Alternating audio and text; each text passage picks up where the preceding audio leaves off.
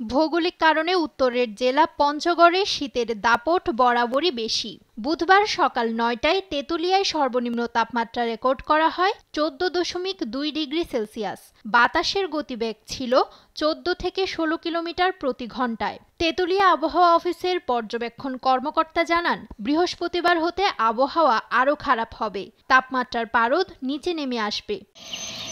এদিকে কুড়িগ্রামে আকাশ মেঘাচ্ছন্ন, বইছে হিমেল হাওয়া, সেই সাথে গুড়ি গুড়ি বৃষ্টির মতো কুয়াশা। এখনো সূর্যের মুখ দেখা যায়নি। কনকনে শীতে জবুথবু নিম্ন আয়ের মানুষ। জরুরি প্রয়োজন ছাড়া বের হচ্ছেন না কেউ। আবহাওয়া পরিবর্তনের কারণে হাসপাতালগুলোতে বাড়ছে ঠান্ডাজনিত রোগীর সংখ্যা। এর মধ্যে শিশু ও বয়স্কদের সংখ্যাই বেশি। চরম বিপাকে রয়েছেন এখানকার খেটে খাওয়া মানুষ। আজকে মনে করেন অনেক ঠান্ডা, শিশিরানি বাতাস, একদম শিশিরানির মতো কুয়াশা পড়তেছে। আজকে সকাল থেকে শিশিরানি বাতাস চলছে, বৃষ্টিও চলছে, প্রচুর ঠান্ডা চলছে। জয়পুরহাটে শীতের সঙ্গে বইছে দমকা হাওয়া, কুয়াশা ও ঝিরিঝিরি বৃষ্টি। বেলা ১১টা পর্যন্ত ওঠেনি সূর্য।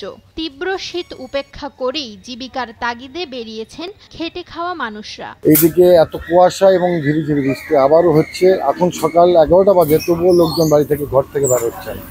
কালকে রাত থেকে দমকা বাতাস, আজকে সকাল থেকে আকাশ ঢেকে আছে, ঝিরিঝিরি বৃষ্টি। শীতের তীব্রতা খুব বেশি। আমরা ব্যবসা বাণিজ্য করি, দোকানপাট খুলছি, কিন্তু লোকজন তেমন নাই।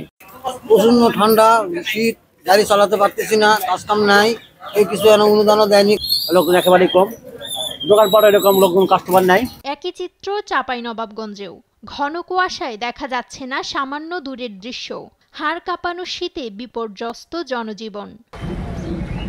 চায়ের দোকানে ভিড় করছেন অনেকে। লক্ষ্য, গরম চায়ে কিছুটা হলেও মিলবে উষ্ণতা। তবু যেন শীতের কষ্ট থেকে রেহাই পাচ্ছেন না খেটে খাওয়া মানুষগুলো। আমাদের চাঁপাইনবাবগঞ্জে অনেক শীতে মানুষজন বের হতে পারে না। তো জনসাধারণের লেগে মানুষজন নেতা টেতার আছে, এরা তো কোনো কম্বল টম্বল দেয়নি কেউ।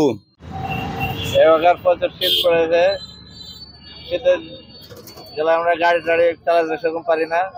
আমরা কেউ একটা কম্বল টম্বলও দেয় না, আমাদের পাশে কেউ আসেও না। আমরা এরকম বিপদে গাড়ি চালাচ্ছি। আমরা কোনো সাহায্য পাই না। আমাদের এখানে সাহায্য এখনো কোনো আসেনি, আমরা কোনো পাইনি। এখানে শীত প্রচুর চলছে, কষ্ট প্রচুর হচ্ছে। এখানে শীতের ব্যাপারে কেউ আলোচনাই করছে না। আমরা সরকার থেকে কোনো কিছুই পাচ্ছি না। নিম্নবিত্ত মানুষদের শীতবস্ত্র বিতরণ করে সহায়তার আহ্বান সবার। নুসরাত শোভা, নিউজ ডেস্ক, দেশ টিভি।